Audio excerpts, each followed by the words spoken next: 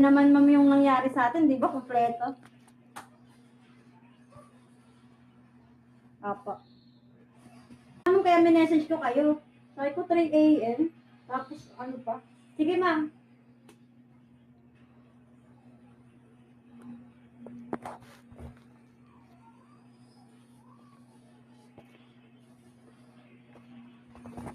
Apo.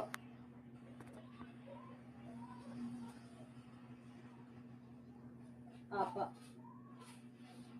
Ganun na lang, banggitin na, huwag sabihin na ano natin, internal.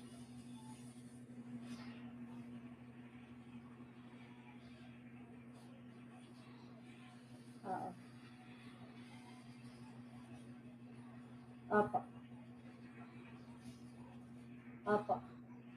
Opo. Sige ma'am.